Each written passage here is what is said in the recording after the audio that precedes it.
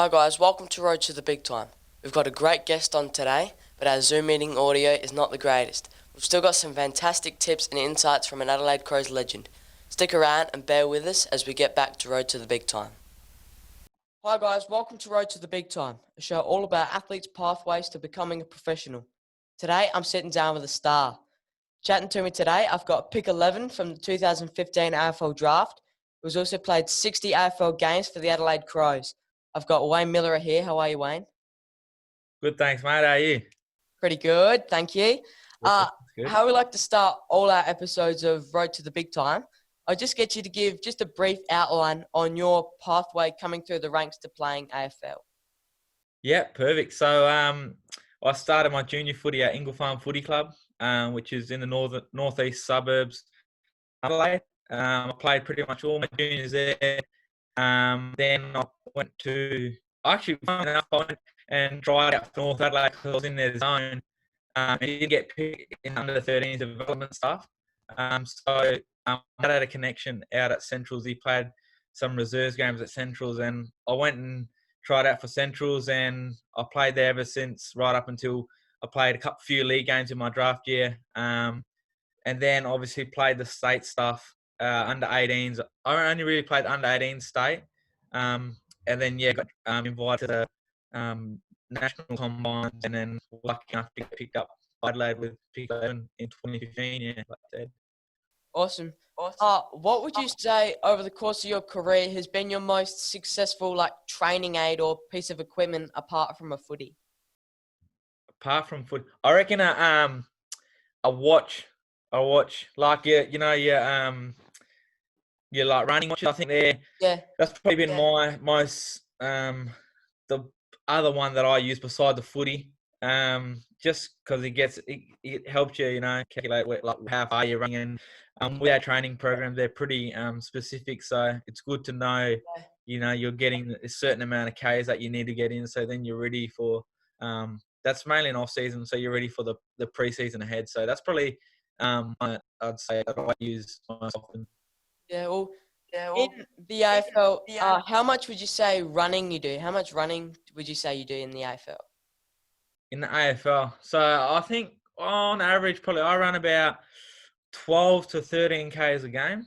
Um, so it's different. Pre-season's pretty big session. So we probably do, I don't know, maybe around 30K.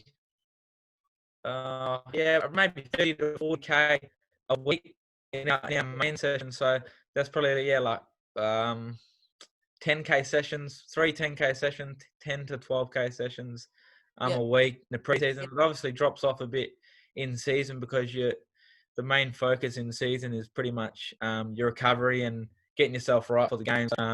Main sessions in season are probably 7K, maybe 6K. So they're not really a whole lot. It really focus on your recovery and getting yourself right for your next game. But yeah, I'd say I think it's transformed into more of a sort of running and game. It's been a bit faster.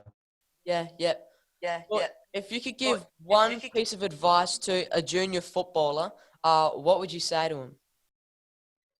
My probably advice would be, yeah, it's pretty cliche, but just to work hard. Because if it was easy, I guess everyone would be doing it. Because there's plenty of really good footballers out there, and they just maybe don't have the work ethic that some people do. So I think it's important to work hard, because you get rewarded. So that's probably my main piece of advice.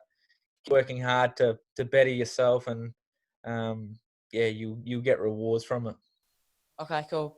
Well, being a top 15 draft pick like yourself, how did you balance your schoolwork and your massive footy commitments in your draft year? Yeah. It was pretty tough my draft year. I was at Salisbury High School and did my year 12 there, so I obviously finished school there. Um, I guess I had a lot of sport around me in my draft year, so I wasn't afraid to ask for help if I needed it. And I think that's probably most important. Not only if you're playing footy, but just in general, if you're at school and you're struggling a little bit, it's important to ask for help if you need it. Because if you don't ask for help, you're just gonna dig yourself a hole and just get heaps of work on top of you. So I think I had a pretty good support unit there at Salisbury High School. That I had a tutor there and that helped me out. And then I just obviously at the footy club was just they sort of took care of me as well. And obviously I had state footy, had local footy, not local footy, like centrals. I think they just looked after me as well when I needed the break. They really looked after us. Yeah. Cool. Well, were there any little extras you were doing as a junior, try and give yourself an extra edge over your competitors? I was thinking about that one. I don't. I probably maybe just some little stuff like I practice my left hand, like just practicing your opposites, or just practicing some stuff that you're good at. So like, for example, I think my field kicking is good. It's my strength, so I just continue to work on that to almost perfect that. Even though you can keep you're always going to get better at it. So I think even not just focusing on your weaknesses, but also strengthen your best attributes too. So I think that's one you can do. Well, as a Crow supporter myself, I have noticed how accurate your field kicking is, and one of my questions, I want to know if there are any ways young kids can go about improving their field kick a bit like you. Yeah, I guess it comes down to just continually working on it, and sort of you can always make it difficult. So it can start from like just a really basic kick, whether it's I don't know an inside 45 or long 45 or just a real basic kick with no pressure. And then I guess when you start to become comfortable that you can kick it, start to kick it good.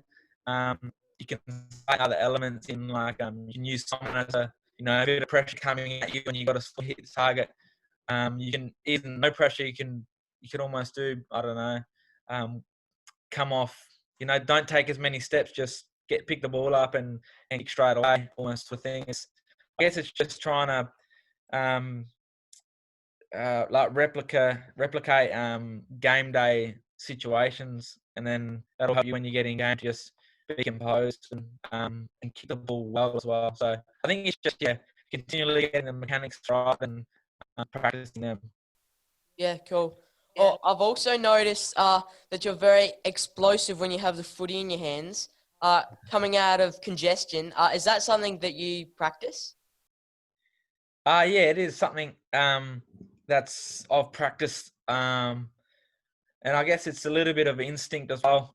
Just sort of through playing for a while, and I guess in my junior days I played a lot in the midfield. So I wasn't the biggest kids. I sort of had to work my way around people and try and not get tackled. So so I think that's one thing. It's just it's come from obviously a junior thing, and I've noticed as I've got older, it's a strength of mine.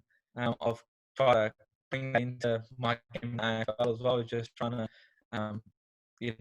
exploit out of stoppages and try and evade tacklers, I guess. Yeah. Yeah, cool. Well, this last question is there anything that you might wish you took more seriously as a junior that might have helped you nowadays?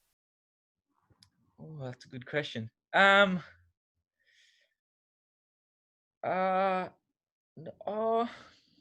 not that anything comes to mind. I think the most important thing is when you're young, I think you should just enjoy footy, and I think that's what you do when you're a kid. You're playing your local footy with mates, or you're playing school footy with your mates. I think it's just most important just enjoy your footy, because there's a time where footy can get really serious if you start to work up into the higher ranks, and it's just important to continue to enjoy footy, whatever level you're playing at. Yeah, well, cool. All right, mate. It's been awesome chatting to you today, but that's all the questions I've got. Make sure you rest up because you got a big game against the Power this weekend. Yeah, we certainly do. So pretty excited after having a bit of time off to play. So I can't wait to get back out there. And I'm sure all the fans are pretty keen watch us back out there play. Awesome. Oh, I've got plenty more questions to ask, so stay tuned for our next guest. This has been Road to the Big Time.